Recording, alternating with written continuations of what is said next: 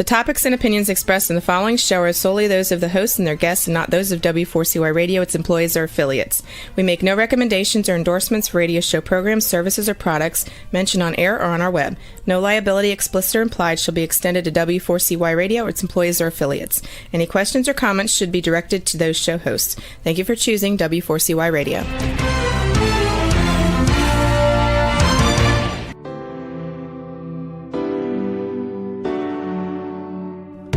Welcome to the Legacy Leavers series on Success Secrets Exposed. Tune in live every Tuesday at 7 p.m. Eastern Time or Wednesday mornings in Australia on W4CY Radio and Talk4 TV. The series showcases experts, changemakers, and disruptors leaving a lasting legacy with those sharing their wisdom with the world. Good morning, good day, and good evening to you all, and welcome to another episode of Success Secrets Exposed. Today, our topic is financial literacy and wealth creation.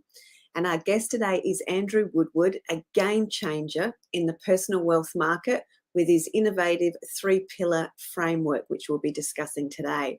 Now, Andrew empowers individuals to grow their wealth independently, ensuring that they retain control over their financial futures.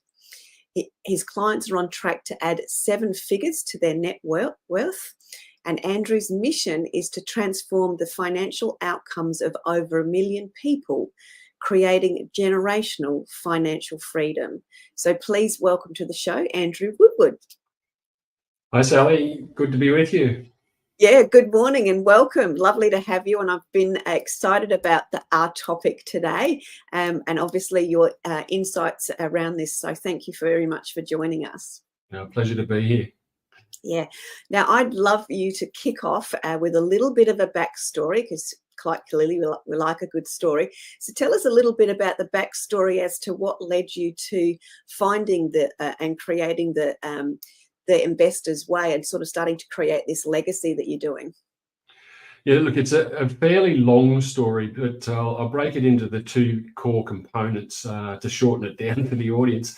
But basically, from a very young age, I was exposed to people through sport who, I was playing an adult sport as a teenager, and I got exposed to people who were in the financial markets, and they just kept, peppering me with, you need to get your money working hard for you. So that was something that got seeded very young in my journey. Fast forward to a much later date in my life. I was in my early 40s, and I joined a cycling charity to raise money for cancer research. And I became quite proficient at raising money, so I became good friends with the chairman of the charity, and he became a bit of a business mentor.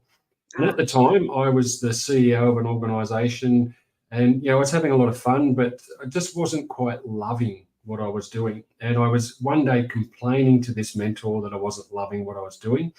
And like a good, mentor, he got the reality stick and poked me between the eyes with it, and basically said, Andrew, I'm involved in 5 businesses. You've got 1 job. Surely you can do more. And we'd had a long conversation many times about how financial literacy is not taught at schools, and how, the poverty rates and all these types of things. We talked about them many times, and he knew how passionate I was about it. So he literally just looked me in the eye and said, Andrew, you need to teach people what you've been doing. And that meeting happened on a Wednesday, and by the Saturday I had registered the name The Investor's Way. I'd engaged someone to build me a website, and the rest is history from there. Yeah, beautiful. And happened quite quickly when you're on path, on task, etc., with the experience that you've had. Yeah, I'm one of those people that once I decide I'm going to do something, I do it. Yeah, clearly. No, that's awesome. And so you've had experience with creating your own personal approach to wealth management, and as a result of that, you've created your 3-pillar framework. Talk us through a little bit as to even the journey that you've had when you've created the Investor's Way, because I imagine there's been evolutions in there. Yeah. So talk us through some of those evolutions and the different challenges you've seen for yourself and for your clients. Yeah, that's so true about the journey, because When I first started, I went down the path of writing some courses. So I wrote a course on money management and a course on how to invest in property stocks and other assets like gold, silver, bonds, those type of things. Yeah. And I joined one of the world's best mastermind groups to teach people how to launch products online and build an online business. Yeah. And went down that path of trying to sell courses and realized through that very same mastermind group after a few years that 75% of people who buy an online course don't even open it, let alone finish it or get any results from it. Yeah. And I was just not interested in saying I'd sold a whole bunch of courses if nobody was actually getting any benefit from them.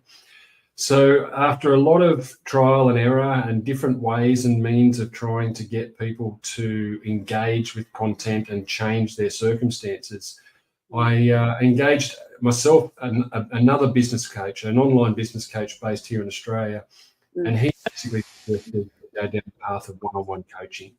Yeah. And so to do that, I knew I needed to have some form of framework to be able to teach it, and that's where the PTS method came about. Yeah. To teach people a framework that is repeatable, that they can apply to their finances and get the results that they were looking for. Yeah. And isn't it interesting with the framework, when someone's got something that they can see that's a step or a framework, it goes from that intangible to tangible, which helps them actually implement something. Yeah, that's right. Like, implementation is the key, and one of my mantras, I guess, when it comes to growing your wealth is that you want to be doing something every month. So for a lot of people, investing in something they think they should be doing, and they might think about it once or twice a year, and then they either do something or they don't. I'm more of the mindset it's a monthly activity, and so we need those tools or those systems or frameworks to enable us to engage in the activity simply and effectively, because we're all time poor. I get that. And so we need to be able to do it, efficiently. Yeah, and repeatably by the sounds of things there as well. With that. Yeah, that's right. Yeah. Cycle. Yeah, beautiful. Right. So what makes your framework and what you're teaching different to what other wealth creation strategies? Obviously, you've talked about it being repeatable and implementable. And you've also touched on the fact that we're not taught financial literacy in school. So talk us through some of those elements of how that's all come together for you. Yeah, look, I think there's a few differentiators in how I go about it. The first one is there's plenty of people who will teach you or sell to you how to buy a property. There's some people who will teach you how to invest in the stock market, although it's more aligned with trading in the stock market, which is a very different beast to investing. So there's a few of them out there. Yeah. And then obviously you've got the financial advisory and the financial planning people who will do it for you. My mindset, my methodology is about teaching you to be able to control, manage, and grow your wealth yourself. And I teach all the aspects of stocks, property, gold, silver, bonds. I don't touch the crypto market because I haven't got myself comfortable with the risk profile of it yet. But in terms of that differentiator, I'm about empowering people with the confidence and the tools and resources to be able to make decisions themselves, so that they're not outsourcing their most important asset to somebody else who probably doesn't care as much about your money as what you do. Isn't that true? Isn't that so true? But by default, we all tend to automatically outsource because we don't think we can have the expertise and the understanding, which comes back to that confidence element and having nothing tangible to be able to work with. So that, makes perfect sense. Yeah, look, I might be about to upset some of the audience, but I believe banks and financial institutions have overcomplicated wealth, so we feel obligated to pay them to do it for us. When in reality, investing is pretty simple when you pare it back. It's invest in quality assets over the long term. That's it. There's no more complication to it. Sure, there are intricacies in a whole host of aspects, but in terms of the goal, it's invest in investment grade assets repeatedly, and you'll get to where you want to be. be. Yeah, I love that you said about the overcomplicating. I've been having numerous rants this week about being in the marketing and the content space, about how virtual assistant organizations are overcomplicating even just engaging a virtual assistant, because they're over-teching the clients with all this extra technology that they need to learn that's not needed. It's just, so anyway, that's... I often say if an investment needs a 100-page document to explain it, it's probably a little bit too complicated. Yeah, there you go. Yeah, very interesting. So from the perspective, and I'm just curious around this, and this comes back to my marketing side of things. When we talk about LinkedIn, we talk about, you can do great things on LinkedIn in 20 minutes a day. So as it relates to your strategy and that monthly cycle, is there a sort of a time frame that a benchmark time frame that people would generally spend per month? I'm just curious. Yeah.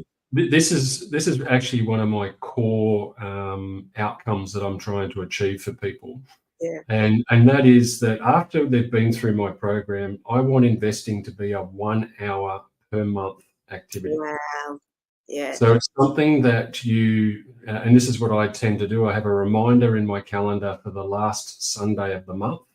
Yep. And I sit down and literally run the processes that I teach people, identify anything I need to do, and then do it that week, and I'm done for the month and move on to the next month. And that, update, I have a tool called the Wealth Tracker, and hopefully we'll be able to give people access to that free tool. But this Wealth Tracker tracks how we're going. And so we can update that very quickly, and then we can run the process to see if there's any investments we need to make this month, and then we move on. And, I challenge anybody to say they can't find a 1 hour a month to secure their financial future. Yeah, brilliant. And I love the diary, dropping it in the diary. So you're actually creating the habit, and you're setting yourself up for success because you're just getting into that habit loop of going through a simple process. That's amazing. Thank you. Yeah. And I'm going to pick up on a phrase that I know has been on nearly everything that I've seen of yours, which is nothing changes if nothing changes. Yeah. So let's talk about some of the resistant points or the myths that need busting around how important it is for an individual to take responsibility and the opportunity for their own wealth creation. When clients come to you, or they're sort of circling, trying to work out, shall I do this? Can I do this? They're in that unconfident space. What's coming up for them that you help them overcome typically? Look, and this is a great topic to talk about, because ultimately there's two main buckets of challenges that people will share with us as to why they're not where they want to be with their money and their wealth. And everything that people say as a challenge ultimately will fall under one of these two buckets, in my opinion.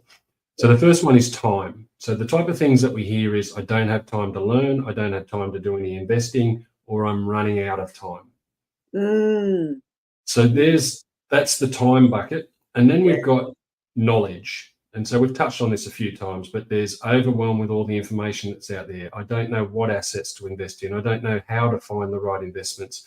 I don't know if I'm going to make a mistake, or I don't want to lose money. All these types of things. I could rattle off hundreds of them. But they all come back to the fact that people are afraid that they might make a mistake, or they might lose their money because of a lack of knowledge. So my program is literally designed to solve the time and the knowledge problem. We've already talked about how I solved the time problem. It only takes an hour a month once you know what you're doing. Yeah. And then we solve the knowledge problem by going through a program where I teach people processes, decision-making models, and the tools to use in order to make investment-grade decisions. So the concept of nothing changes if nothing changes comes back to the old procrastination, that if you're going to, I guess, rely on those challenges to say, well, it's too hard, I can't do this, then you're not going to do anything. And like I said before, people think of investing maybe once or twice a year when it's like, oh, gee, I really should do something about my, buying a property, or, buying some stocks or whatever it is. Literally nothing changes unless you do something. And that's why it's all about having that monthly habit. so that it's not something that you only do once or twice a year. We want to get our money invested as often as possible for as long as possible, so the eighth wonder of the world, compounding, can do its thing. Love that. Thank you. Yeah. Yeah, absolutely. So I'm going to pick up on the running out of time thing, if I may, because from a personality perspective, that's my driver is. I'm driven by time versus money, but I'm always running out of time. So that's one of my stresses. So, and as a woman in over 50, there's lots of single women that are over 50 that have had significant life changes, that are now being more empowered by society and the things that they're learning and the things that they're doing, to be more in control and more aware of these sorts of things. So let's talk about that example of it. Somebody that's over 50, that's on their own. It could be male or female, that are now sort of almost at that restarting point, that do have that. It might not be a full awareness fear of running out of time, but you sort of get to a certain age and you know that you sort of are. So let's talk about some of those. If you can talk about some of the clients that are in those situations and what they've been able to do or overcome through working with you, I think that would be a great talking point. Yeah, look, it's very common in my client base that I've got single women or single men who, have been through that unfortunate life change that, too many people experience. And as a result, they're left with, almost half of what they had. And, minus the legal fees that have gone in there, and eroded a lot of it. So in most cases, we're talking about people who might have an asset and maybe some cash as a result of a separation. And then they're left with some superannuation here in Australia, and maybe overseas they might have some 401ks or whatever it might be in terms of retirements. But they've got some assets. And they're kind of looking at their scenario to say, well, I may not be where I was, and I may not be able to get to where I was hoping to be, but I still have something, and I've got a little bit of time to do something about it, and I better get proactive. And so they are some of my favorite clients because they are very much aligned with the fact that they don't have a lot of time to make mistakes or just be slow about going about their investing. They need to be proactive, and they need to get with it. And so we tend to just work with their risk tolerance and understand where they want to invest their money so that they can put themselves in a better position than what they are today, over whatever time frame that they've got left in terms of their desire to keep working or running a business or whatever it might be. But it's about just it's about being proactive and getting whatever resources they have available to them, working as hard for them as possible. I generally, when I'm talking to people that are in that 30 to 40 bracket, it's like time's your greatest asset, don't waste it. When I'm talking to the over 50s, it's we don't have a lot of time, but we don't want to do anything silly because we don't have the time to recover from losses. So we've got to be a little bit more focused on capital preservation. And that sometimes means we're not taking as much risk. And so the returns are not as high.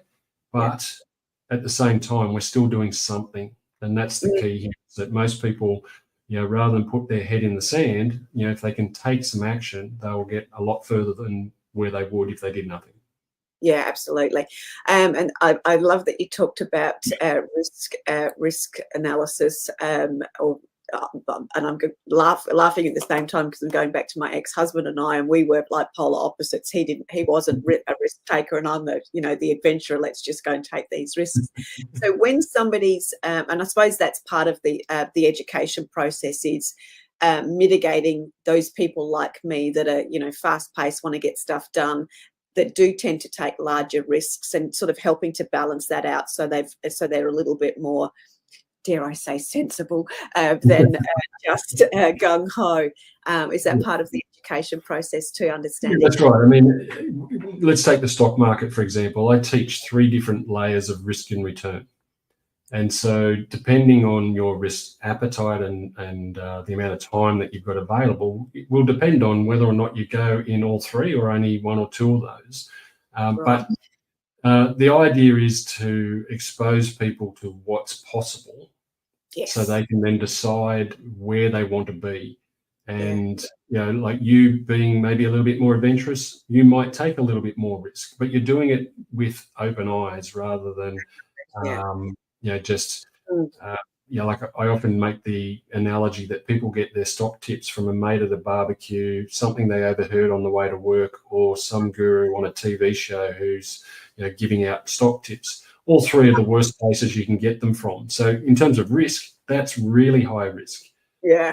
Having a process and a system to follow to identify where you should put your money, that lowers that risk dramatically. Yeah. When you were describing that, it almost sounded like it was a horse bet, bet on this horse type scenario, which is one of the riskiest things, isn't it? That's right.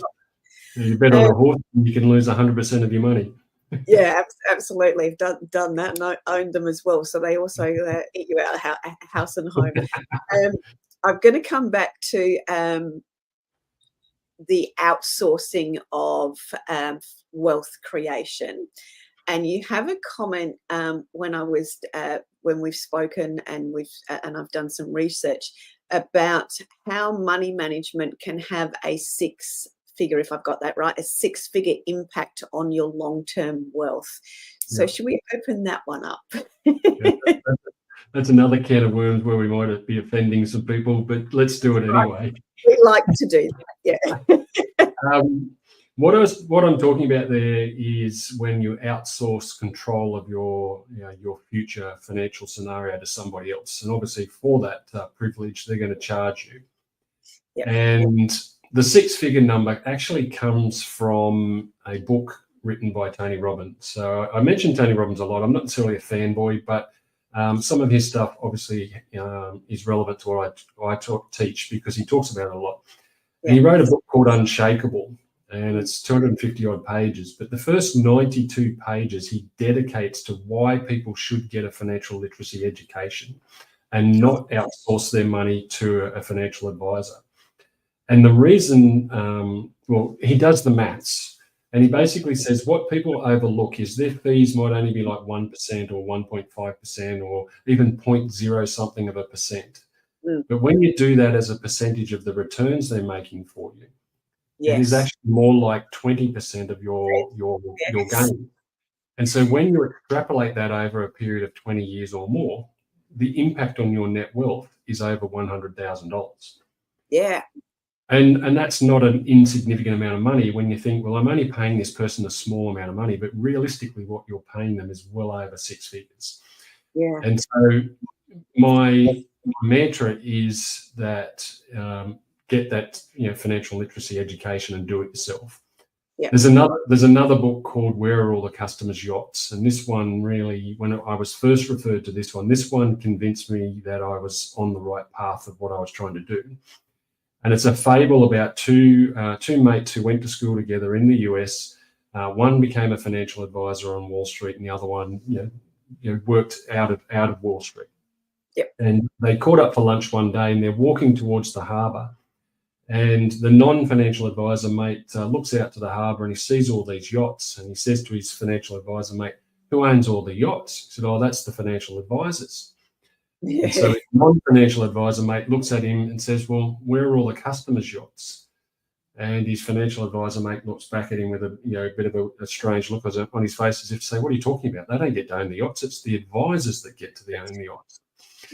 And that book, even though it's a fable, it reinforces the point I'm making, and that is you need to get a financial literacy education, a small investment up front to save you a large investment over the rest of your life.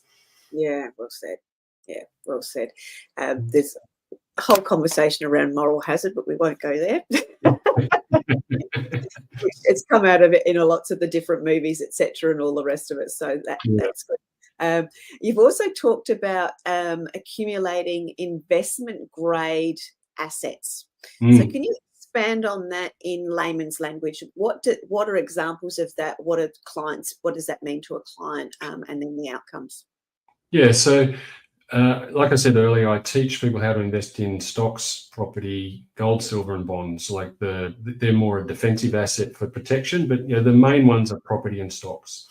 Yep. And when I say the word investment grade, what that basically means is that they are of the quality that are going to produce the returns that you want to produce. So I'll give you two examples. In the stock market, people will quite often just invest in something they've heard might be good. And there's no basis for that decision, and it might end up being good or it might not be.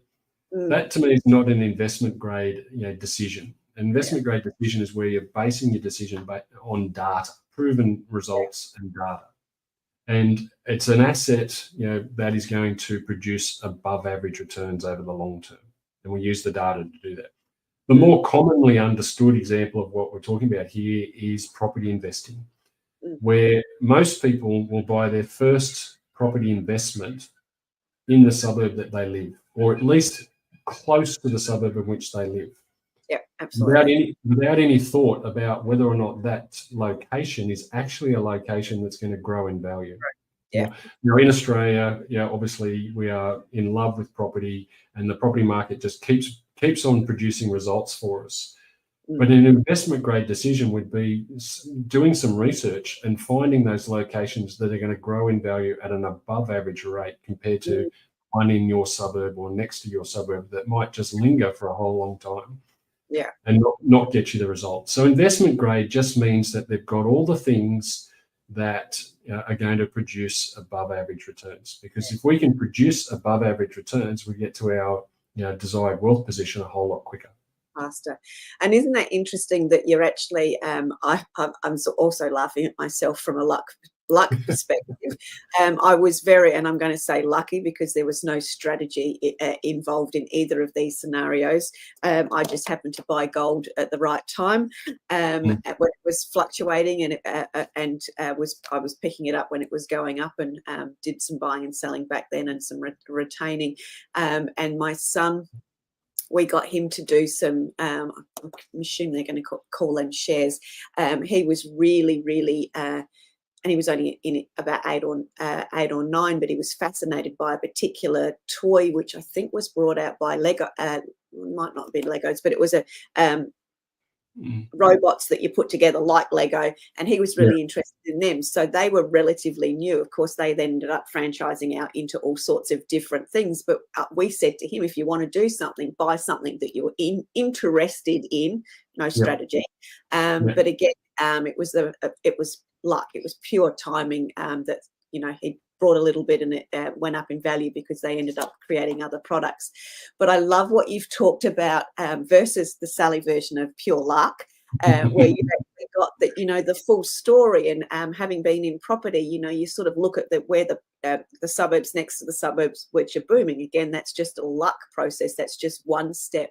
But to have that, the story behind the story, and sort of future pace or plan out or have greater awareness, and then look at the data, can make such a huge difference to that outcome. And just where I am, we've seen this particular suburb, even though there's lots of little suburbs around, has 10x'd in the last 4 years. And that was, if somebody had looked at the data with what the government was talking about, where the releases were, or all of the data that you looked at, somebody could have really strategically planned that opportunity for themselves. So I love that you talk about, finding the data and those sorts of things as well. When someone's looking at data, so there's people that love data, and there's people that get to appreciate data but don't necessarily like it. So for those people that are hearing that and they're going, oh, data, cringe, all the rest of it, and knowing that you've got that simple process, what do they need to be aware of when they're looking for that data, just so it doesn't sound daunting or overwhelming? Yeah, and this, I guess, comes back to, again, one of my core success metrics when it comes to growing your wealth, and that's having a system.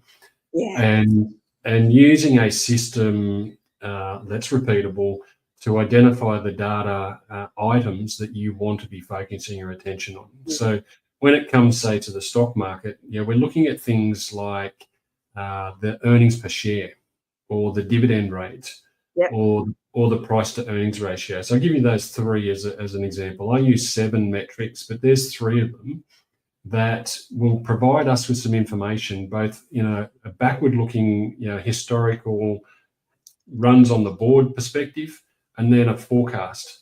And so you can get that information and say, well, this company has produced these results over the last 12 months. Are they saying they're going to do it again in the next 12 months? And if they are, then that's a tick, and you can confidently go and invest in that company.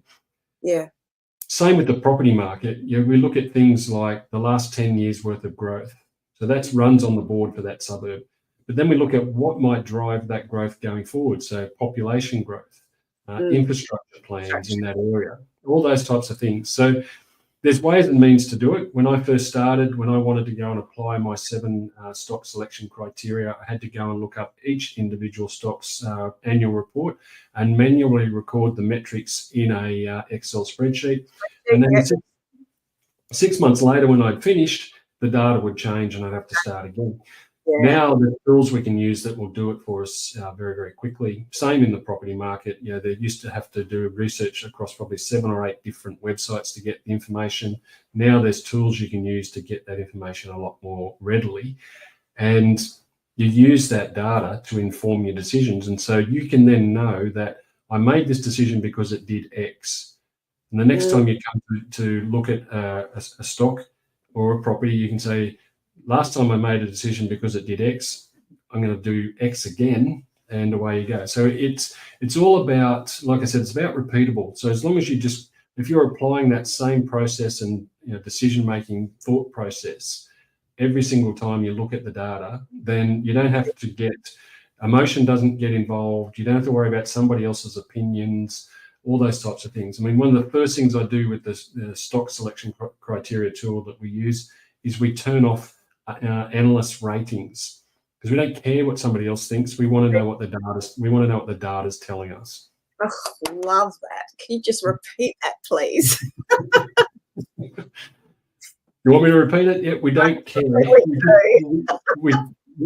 We don't care what anybody else thinks about an investment. We let the data tell us the story. Yeah, beautiful. Thank you. Yeah, sorry if I interrupted. I'll let you finish, and then I've just got something to share. No, I think I'd finished yet. Yeah, cool. What I've actually heard through that is obviously from my old school thinking perspective, and the data and all of that analysis that I'm sort of a little bit aware of. Obviously, we're in the day and age that we've got to a lot of those tools actually do a lot of that hard yakka work for you to bring that down, and then with your model and the knowledge that you share with people, it's actually helping them.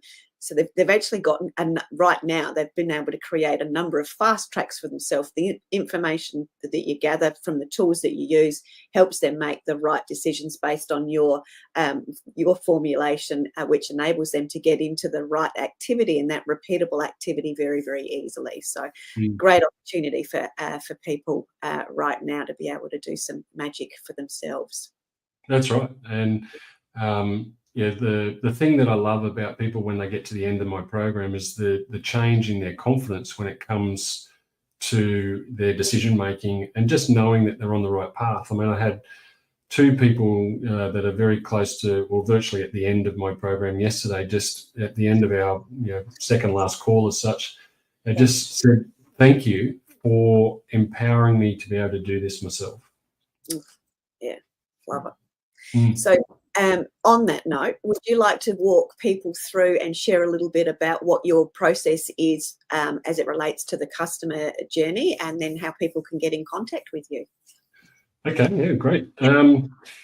It's roughly a 6-month program where we do one-on-one coaching. And I say roughly because the time is not important to me. How long it takes is not important. What is important is you being able to say to me at the end of the program that you can do this for the rest of time.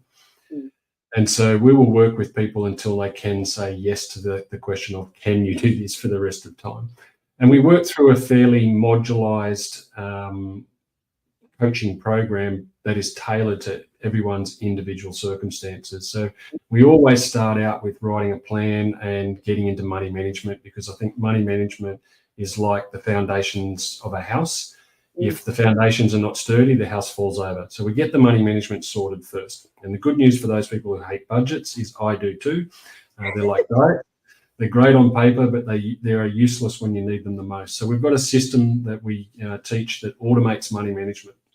Then we just move into a block of calls where we teach people stock investing, a block of calls where we teach property investing, overlay that with gold, silver, and bonds, and then we wrap it all up with a map of their strategy and where they are at that point and where they need to be financially secure. So they know exactly what they need to do in order to be where they want to be. And then we supplement that one-on-one coaching with 12 months of accountability support, so they can check in. I check in once a month, but they can ask me anything they want in that 12-month period. And ultimately, like I said, the outcome that we're trying to achieve is to get people to say this is something that they could do confidently on their own for the rest of time. Yeah. And that for me is what success looks like, when they can say yes to that question. Yeah. And the best way to get in touch with us is through the website, theinvestorsway.com.au. There's a link there to get a free resource, which is my wealth tracker, which is an enormous tool that does a lot of great stuff when it comes to tapping into our money mindset and providing that mechanism to support your journey. And once you get that wealth tracker, you'll also be offered a free call with us. Take that up, and we're going to have a conversation. And if we think we can help you, we'll talk to you about how that can happen. If we don't, we'll give you as much as we can to help you for now, and hopefully we'll see you down the track when you're in a position to do something. Yeah, beautiful. Thank you for sharing that. Now, we've still got some time up our sleeve, but I wanted to make sure that we covered that all off so our audience knew what the process was, and certainly have the opportunity to reach out to you and to get that free resource. Now, the word that jumped out at me when I was bringing you onto the show was that creating generational change. And that's a big thing from me, from the work that I do with Homes for Homes and the generational change that creates around homelessness. So from the perspective of the legacy that you're wanting to leave and what you are doing, what does that, I'm going to ask it in two ways, and you can either answer it both ways or one or the other. What's that generational change going to mean for you, or what are you starting to see that change in your clients that have actually perhaps got that their second generation coming up, seeing their parents doing this? Oh, that's giving me and it does a similar reaction on me, because I call my program Wealth Generator because it's about generating wealth, but it's also generational wealth. And we talked about it early on, where we're not taught financial literacy at school. And my kids are in their 20s now. They're using my system and moving forward, which is great. But I know that kids at school are still not getting taught this stuff. Yeah. So when I work with people, I encourage them, if they've got kids, to share at a minimum the money management process that I teach, so that they can start to form good money habits. Yeah. And interestingly, when I was writing a chapter for a book last year, I think it was early last year, I was doing some research and discovered that children by the age of 7 have already developed money habits. So it's never too early to start teaching them that, the value of money and all those types of things. But as they start to earn their own money, we want to, let them go and spend that first one on whatever they want, their first paycheck. Let them do whatever they want with it. But the second one, teach them that it's important to start putting aside for the future, whether it's 3 years down the track, 5 years down the track, 50 years down the track. My youngest client is now 18. She joined when she was 16. Her parents, brought her into the program. She's got a 5-figure stock portfolio at the age of just turned 18, and her goals are to have certain things by her 23rd birthday. Yeah. And by that stage, she will be well and truly on her way. And so that generational aspect is my goal, and why I'm so focused on generational change is the statistic that 5% of the population will retire with enough money or assets to support their lifestyle, which means 95% won't. Yeah. And I want to change that statistic. And the only way we can do it is generationally. Yeah. That's just given me goosebumps. Yeah, no, I do remember that statistic, and I don't know where from, but many, many years ago. So the shifting of the dial of that 95 versus the 5% hasn't actually changed greatly. And I'm going back probably at least 30 years. So, it's a significant change to come. And jump on board. Just to interrupt, the other scary statistic that came out this year is that 80% of people will have more life at the end of their money. Yes, now, that's just double whammy version of it. I'm going to circle back because I love the generational and what can we do for our kids. Yes, we can set ourselves up, but what can we do with our children? So going back to this young lass that you've mentioned, that's obviously was young, and so I'm going, but she's young and she probably hasn't been doing a lot of working and all those sorts of things, or hasn't been earning a significant income. Can you expand on the opportunities there for the youngsters? Just starting out with just very small amounts of something. Yeah. So the first opportunity and the first thing that we did was set her up with a money management system that enabled her to enjoy her youth. So there was money for her to do her whatever she wanted to do. Yep. We got into a habit of putting some money away for bills. Now, at that time when we first did it, she didn't actually have any bills. But $20 a week, we were just putting into this account we called bills to get into that habit of knowing that I've got to put money aside for my bills. And then there was other money put aside for investing. Now, she couldn't invest every month because she obviously wasn't earning enough to do that. So it was a period of just enabling that money to accumulate so that she could then buy a parcel of shares. And a parcel is roughly $600. Yeah. And so she would just accumulate that money and then invest, and basically was investing in $1,000 lots. And she was fortunate enough to have a birthday where she got some cash as well, so she had to put that into the system. And now she's left school and she's doing a trade and earning a little bit more money, and so she's able to add to it a little bit more frequently. But from day one, she's built the habit that she now has. She's got that money that she can live on and do whatever she wants with it. She's got that other money going to pay for her bills, and now she's got a few bills because she's got to get herself to work, and she's got to pay for a mobile phone and things like that. So those types of things are not a problem for her because she just puts that into the bills account and away it goes. And then she just continues to invest when she's got the available funds. Yeah, and beautiful. she'll do that for the rest of time. Yeah. Because it's the habit that she's already formed from such a young age. Yeah, what a gift. What a gift. And coming in from that early is creating that generational change, not only from her parents to her, but for her kids and all the rest of it. It just completely changes the conversations at the dining room table, the limitations that are self-imposed, and all those, the level of confidence that is all those differences. I can just only imagine what her life is going to be like with that, that grounding of that really strong knowledge of self-responsibility and perfect and not perfect, but really, really good habits. Yeah, that's right. Yeah, and she's got a very supportive family who are very motivated to make change, and here she is setting the way, and she's got younger siblings that she'll be able to pass it on to them, and generational change, it's happening. Yeah, that's very, very, very exciting. So we've got a few more minutes left in the show. Have we not covered something that you would like to make sure the audience is aware of or needs to know about what you do and how you can assist?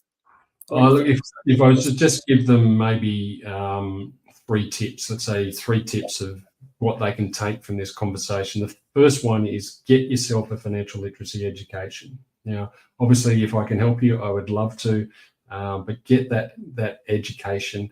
And be very mindful in getting that education. Sometimes from some of my younger community members, I'll hear that they can learn all this stuff on YouTube. And my retort to that is always that you can also learn to swim on YouTube, but until you dive in the water, you can't swim. And so you can learn lots of things on YouTube. That's great, but unless you put it into action, you're getting nowhere. So get that education. The secret to success with money is a system. So make sure that you develop a system or get taught a system on how to grow your wealth effectively. And then finally, we've said it already, but nothing changes if nothing changes. So the number one thing to take away from this call is take action and make it more frequent than what you think is necessary. Monthly is a great way to do it. And I think I'm going to come back to my one, which is data beats opinions every time. Absolutely. Yeah, that was good. Apparently, we still have a few more minutes left, so which is amazing. So I'm just going to ask another little question around if you've got a quick story that you can share of an unexpected outcome and where somebody did something, created something, achieved something that they never thought they could. Yeah, okay, that's bringing something to mind. It's not necessarily an unexpected outcome for me, but it was an unexpected outcome for the client. Yeah. And this is like a story of somebody or a scenario that I hear a lot. So I've mentioned it already. Australians are in love with property, but they're scared of the stock market. Yes. And I had a client who was very knowledgeable that the stock market could produce results, but he was scared of it. And he had invested in a particular exchange traded fund that was doing okay, and we're doing quite well because he'd had it for a while. But he was skeptical that he would be able to make decisions and grow his wealth. And I was on a flight home from Melbourne last week. I was filming my TV show on Thursday last week. And I got a Facebook message from him telling me that his stock portfolio had grown by over $15,000 in the time that we'd been working together. And that is multiples of my fee for the coaching program. But it had grown by over 15,000. I haven't quite done the percentage yet, but I know it's a double-digit percentage in 5 months. In 5 months. Oh, my gosh.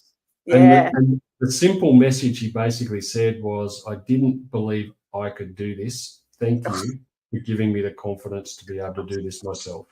Yeah. And that's just one example of people who quite often come into my world and they're scared of one particular asset. And we teach them how to overcome that fear. And I think if I recap it throughout our conversation and everything that I'm aware of and know of you, is that element of people not thinking that they can do it, and then being provided with the right tools to make it easier, the right system for them to follow and create the right habits. And dare I say, they create their own magic because of their consistency in the habits and the knowledge in which you've actually shared with them. So they actually are creating their own goosebump moments of the outcomes that they're creating. Yeah, that's amazing. And imagine how much taller they walk around the street knowing that they've got that confidence now. Like they grow an inch because they have that confidence that they are not only on the path to where they want to be, but they're the ones driving the path, so to speak. Yeah, that's right. Yeah. So that comes back to one of the very first words that you said, which about what you do, which is creating that confidence with remarkable outcomes. So thank you very, very much, Andrew, sharing so much with you. It's been a pleasure talking to you, and I do encourage everybody to jump onto Andrew's website and download the money management. Have I got that right? The Wealth Tracker.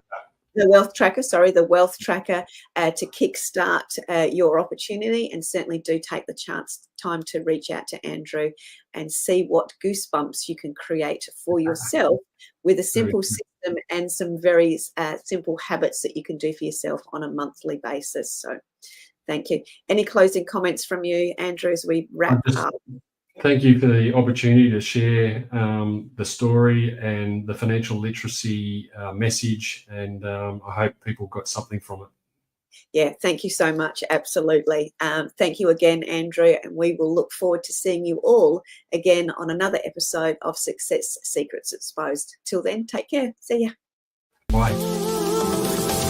Remember, if you want to be sought after and sold out, as well as being known as the obvious expert in your industry, you need to speak with Sally, our host of Success Secrets Exposed. Sally is the founder of Monetize Your Content, a done-for-you content marketing agency that helps you be easy to buy. See you next week on another episode of Success Secrets Exposed. Tune in live every Tuesday at 7 p.m. Eastern Time or Wednesday mornings in Australia on W4CY Radio and Talk4 TV.